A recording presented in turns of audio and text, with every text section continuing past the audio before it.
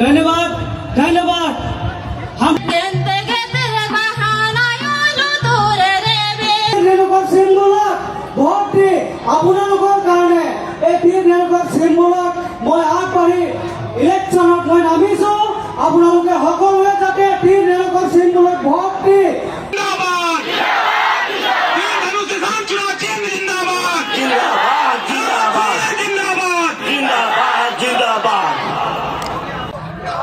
सभी को जोहार, फूल जोहार, जोहार आसाम, जोहार आसाम।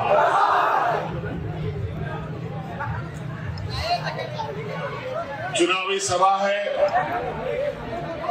कई सारे लोगों से तकलीफ पहुंचना है। थोड़ा कुछ बातों को रखते हुए उसको अधिक समझने का आप लोग प्रयास कीजिएगा। आज पहली बार जेएमएम असम की धरती पर है और आज आप लोगों का ये उत्साह और उमंग हमें और ताकत दे रहा है।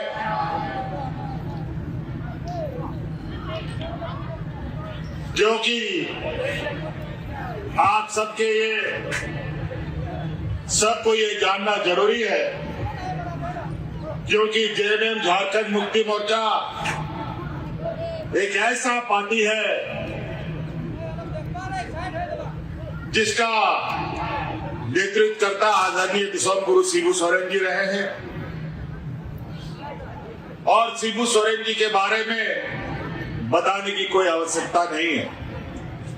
जैसे आपके संघर्षशील नेता प्रदीप नाथ जी के बारे में बताने का जरूरत नहीं है, उसी प्रकार शिबू सोरेन जी के बारे में भी बताने का जरूरत नहीं है। और हम लोग उसी का सिपाही हैं और इस पार्टी को गरीब, गुरुआ, किसान, मजदूर, आदिवासी, गरीब गुरुआ लोग ही मिलकर खड़ा किया, बनाया। आंदोलन का कोख से ये पैदा हुआ पार्टी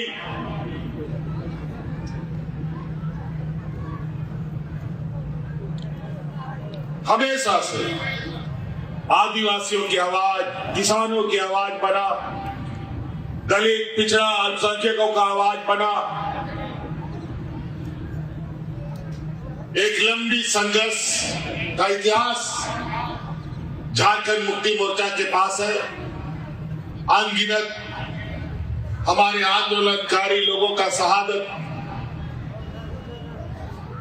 गिन नहीं सकेंगे, इतने आंदोलनकारी झारखंड मुक्ति मोर्चा के झंडा के नीचे शहीद हो गए। ना जाने कितनी महिलाओं का मांग का सिंदूर उजड़ गया और ना जाने कितने नौजवान अनाथ हुए। तब जाकर के ये झारखंड मुक्ति मोर्चा बना। झारखंड अलग राज्य का 40-50 साल का संघर्ष में झारखंड मुक्ति मोर्चा को गरीब, गुरुआ, वहां के आदिवासी मूलवासियों ने इतना बड़ा किया कि झारखंड का 3.5 करोड़ जनता अब झारखंड मुक्ति मोर्चा के छांव के नीचे आराम से रहता है। हम कभी सोचे नहीं थे कि असम में भी आपकी आवाज बनने का हमें मौका मिलेगा। लेकिन वो कहते हैं ना कि ऊपर वाला को क्या मंजूर होता है वो हम नहीं बता सकते। ऊपर वाला जो लिखता है वो होता चला जाता है। और बड़ा संयोग की बात है, यहां आने के बाद हमको पता चला कि आदरणीय गुरुजी भी असम के आदिवासियों के बीच में लगातार उनका संपर्क रहा है और जब जब मुझे राज्य के अंदर अपना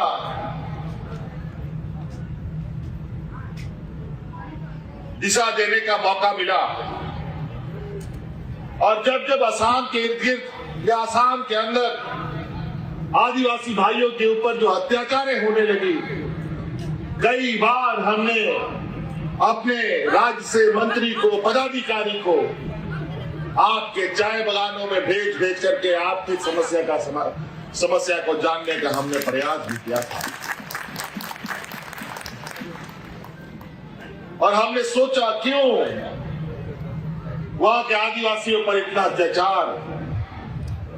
आज असम को बनाया कौन? आज इस असम को हरियाली दिया कौन? आज आपके पूर्वजों ने असम में खेत बनाया, चाय बागान बनाया, असम की अर्थव्यवस्था को मजबूत किया और आज यहां के आदिवासियों को क्या मान सम्मान मिला? कहां खड़े हैं यहां के आदिवासी? मैं पूछना चाहता हूं, आपके खून पसीने से सींचा ये राज्य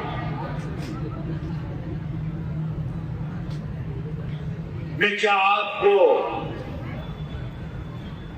चाय बागान में सम्मानजनक मजदूरी मिलता है?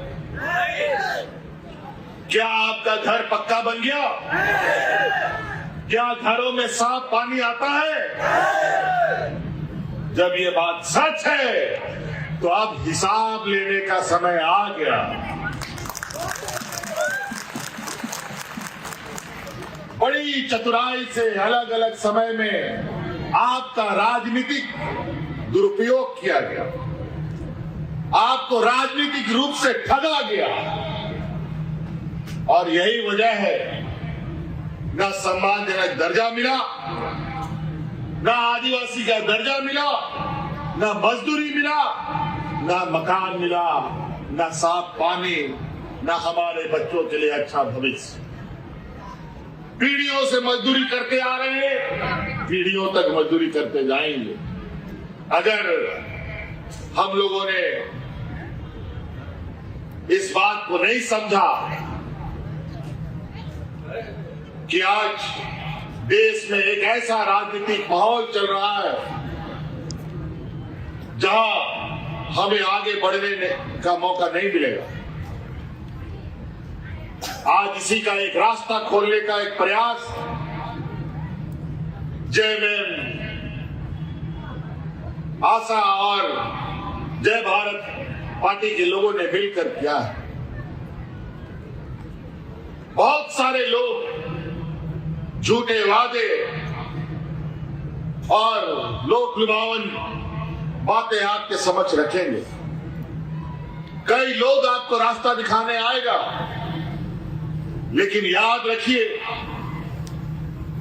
उन सब रास्तों का मंजिल नहीं, लेकिन हम लोग जिस आदर्श के सिपाही हैं, हम लोग ऐसे दल के सिपाही हैं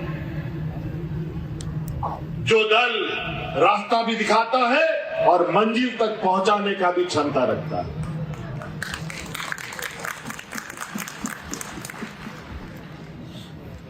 आज इसीलिए आपके समक्ष हम लोग आए हैं। हक अधिकार साथियों गरीबों को मांगने से नहीं मिलेगा, हक अधिकार छीनना पड़ता है तब जाके मिलता है। और ये हक अधिकार आज के दिन में ऐसा चीज है कि शेर का जबड़ा से उसका खाना निकाल लेना, उसका निवाला निकाल लेना। आज जिन लोगों का देश में राज है, व्यापारियों का जमात आज देश में राज कर रहा है। विद्वान बौद्धिक लोग बड़ा तरीके से आदिवासी, दलित, पिछड़ा, अल्पसंख्यकों का शोषण करता है।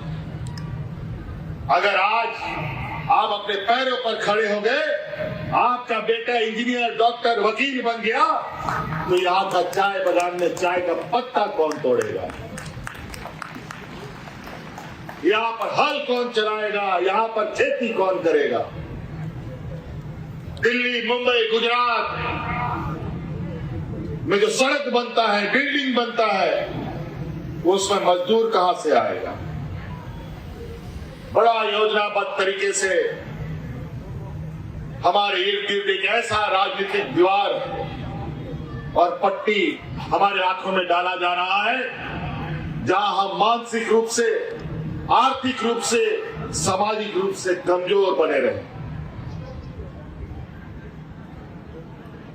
और इसी का फायदा हमारे विरोधी लोग उठाते हैं। अलग अलग समय में अलग अलग सरकारें आई गई, लेकिन आप जहां थे वही। बल्कि आज के इस आबादी दुनिया में और भी आप कमजोर हो गए। आज का ये डबल इंजन की सरकार तो आपने देखा, सरकार आने के बाद कभी नोटबंदी कर दो, नोटबंदी करके सब लाइन में लग गया, ना जाने लाइन में कितना लोग मर गया, कई लोगों का शादी ब्याह नहीं हुआ। कोरोना का हालत देख लो, कोरोना में लाइन लगवा दिया। अब गैस का महंगाई में लाइन लगो। अभी तो चुनाव है, अभी जो दुनिया का स्थिति है ना, अभी खाड़ी देश में जो हालत हुआ पड़ा है, अभी चुनाव खत्म होने दीजिए।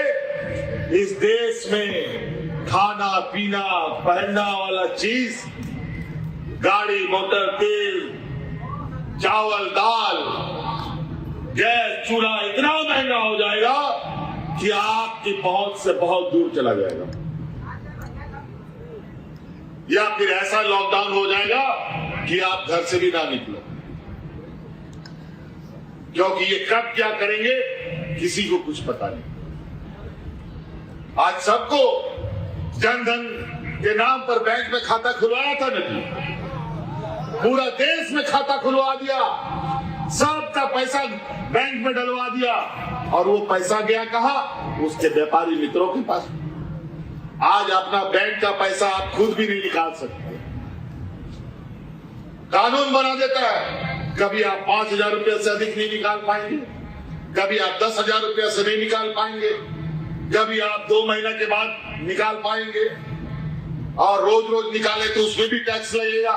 अरे वाह, हमारा ही पैसा हम ही नहीं निकाले, ये क्या मजाक है? और ये भी बात सच है, आज के दिन में कौन बैंक कब डूब जाए कोई अता पता नहीं है। आज के दिन में बैंकों में रखना गरीब गुरुआ के लिए सबसे अधिक घातक है। अगर आप बैंक में पैसा रखते हैं, उससे अच्छा है प्लास्टिक में मोड़ मार करके घर में गाड़ के रख दो, ज्यादा अच्छा है। जब मन करेगा तब निकालेंगे। बैंक में जाने के बाद दुनिया भर का नियम, कायदा, कानून, उसके बाद आप ही का पैसा आपको मिलेगा कि नहीं मिलेगा उसका कोई ठिकाना नहीं। आज वैसे भी देश का अर्थव्यवस्था अपने पैर पर खड़ा नहीं है, मूड़ी के बल खड़ा है। ये हालत है। ये लोग क्या बोल के आया था बताओ तो? भारत सरकार जब बना था 2014 में, महंगाई घटाएंगे। आज महंगाई कितना घटा आप सबको पता है। 15 लाख रुपए खाता में डालेंगे, सबको गैस फ्री में देंगे। आप गैस फ्री में दो ना जी, दो तो, जितना गैस फ्री में देते हो। ये लोग फिर आप लोग को लकड़ी कोयला में नहीं लेके आया तो देखिएगा, आज फिर से मजदूरों को जैसे कोरोना काल में पलायन करने के लिए मजबूर होना पड़ा, फिर से आज मजदूर पलायन करने के लिए मजबूर हुए हैं अलग अलग राज्यों से। और यही इन्हीं का व्यापारी मित्र लोग सब भंडारण कर लेता है, चावल दाल गैस सब गायब कर देता है और महंगा दाम में बेचता है। कितना यहां लोग बैठा है जो बड़ा बड़ा व्यापारी है, जरा बता दो तो। हम लोग का समूह में कोई व्यापारी आपको नजर नहीं आएगा।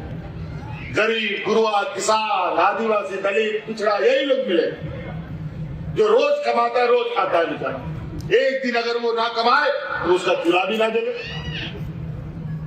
हमने झारखंड में कानून बनाया कि जो भी आदिवासी, दलित, पिछड़ा, अल्पसंख्यक का बच्चा वकील, डॉक्टर, इंजीनियर, पत्रकार बनना चाहेगा, उसका पूरा का पूरा खर्चा सरकार उठाएगा। ये कानून हमने बनाया।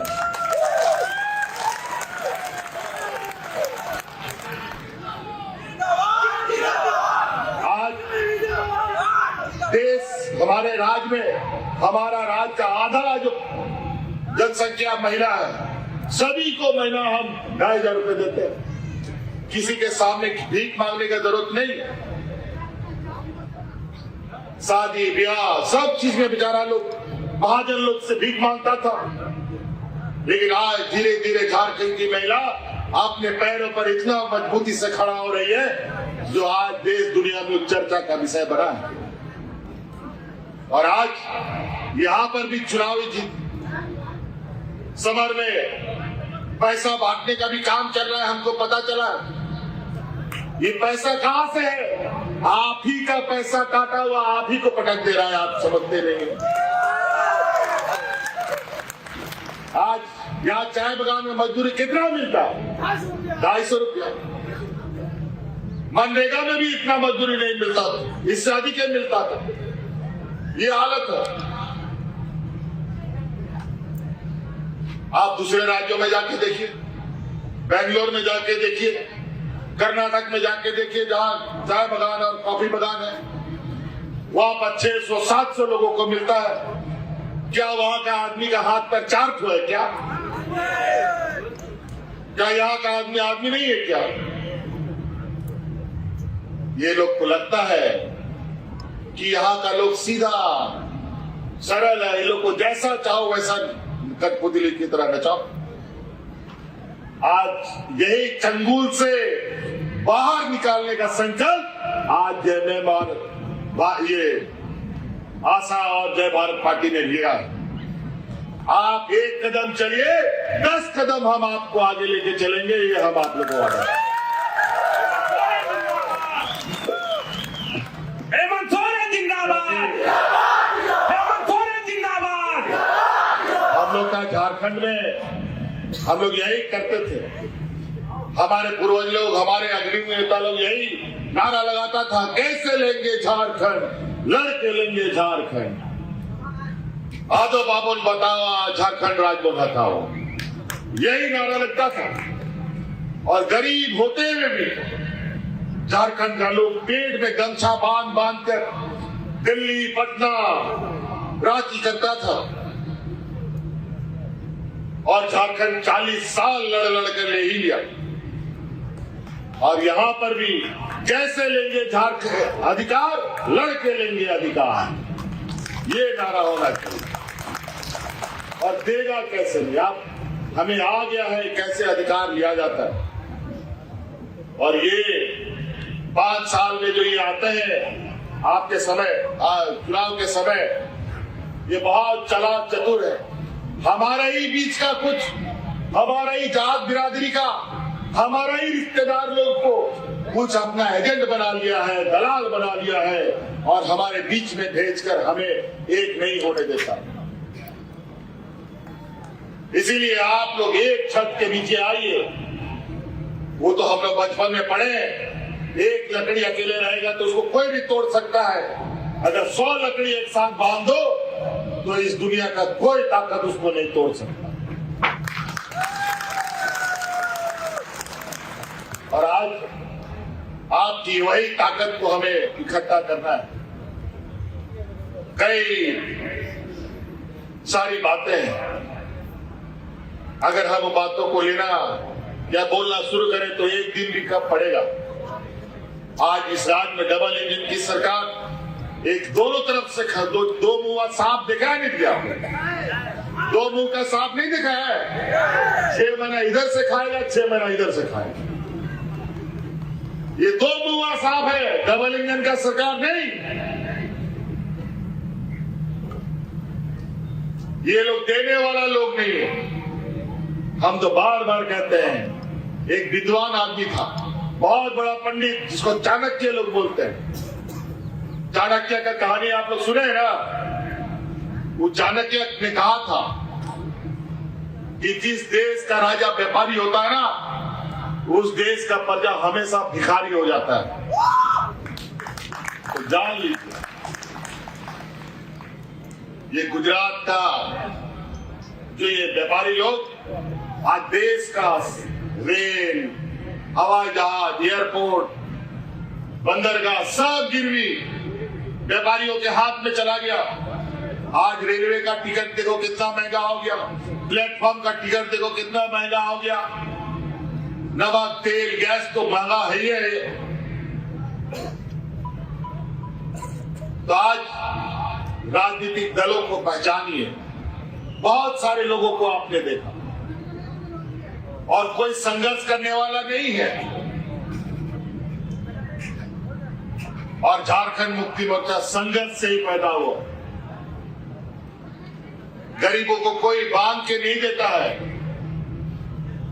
आज इसीलिए आप सब लोगों को एक साथ खड़ा होना पड़ेगा, तभी ये लड़ाई को मंजिल तक पहुंचाया जा सकता है।